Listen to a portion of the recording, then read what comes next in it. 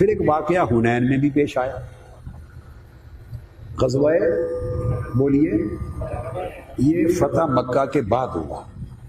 جب مکہ فتح ہو گیا تو اہل مکہ نے بھی قبول اسلام کر لیا اور جوک در جوک اسلام میں شامل ہو گئے، تو لشکر بڑھ گیا، بڑا لشکر اسلام کا بڑھ گیا۔ تو جو حنین کے لوگ ہیں وہ حملہ کرنے لگے حضور علیہ الصلوۃ والسلام پر اور اسلام کے لشکر پر حملہ کرنے لگے۔ انہوں نے تیاری کی اور 40,000 سے زائد سپاہیوں اور فوجیوں کا لشکر تیار کر لیا، حملہ کرنے لگے۔ تو آقا علیہ السلام چل پڑے ادھر ہی حنین کی طرف، ادھر چل پڑے۔ کوئی 12,000 کے قریب لشکر تھا صحابہ کرام، کتنا؟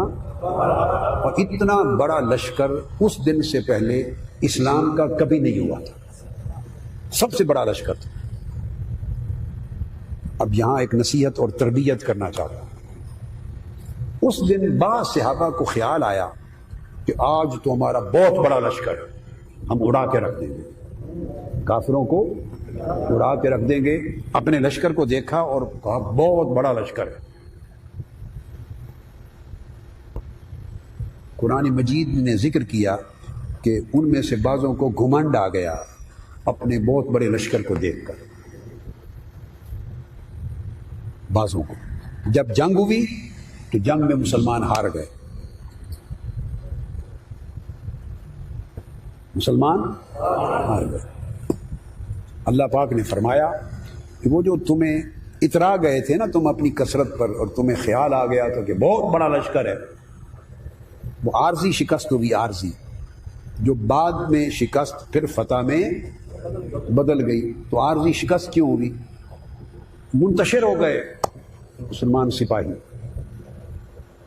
اتنے سخت تیر باز تھے طائف اور حنین کے لوگ، منتشر ہو گئی سارا لشکر۔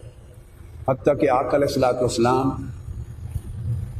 جس اونٹنی پر تھے اس کے ارد گرد وہ سیدنا صدیق اکبر، فاروق اعظم، عثمان غنی، مولا علی شیر خدا سمیت چند کوئی 12-14 افراد جو غلام تھے پرانے، وہ آقا علیہ السلام کی حفاظت کے لیے سیکیورٹی بن کے وہی کھڑے رہ گئے۔ باقی کسی کو ہوش نہیں تھا کہ کدھر جائیں کو ادھر بھاگ رہا، ایک انتشار ہو گیا۔ یہ منظر دکھایا ان کو اس لیے تاکہ سب آنکھوں سے دیکھ لیں کہ آپ کو شکست ہو گئی۔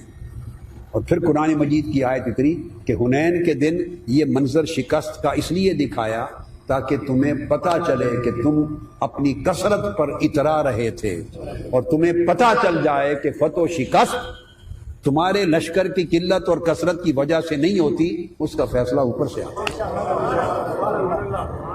یہ تربیت اور نصیحت تھی کہ آپ دین کی جتنی بھی خدمت کر لیں، کبھی یہ خیال نہ کریں کہ میں نے اتنی کر لی، اللہ ناراض ہو جائے گا،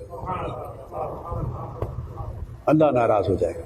اب آپ اگر مجھ سے پوچھیں کہ اس کا علاج کیا ہے کہ ہم نہ اترائیں، گھمنڈ نہ کریں، تو اس کا علاج یہ ہے اللہ رسول کی نوکری میں جو کچھ بھی کریں اندھے ہو جائیں، آپ کو نظر نہ آئے، جو کچھ کریں اس کو دیکھیں نہیں۔ جس دن آپ نے اپنا کیا دیکھ لیا، اللہ کا فضل اٹھ جائے گا۔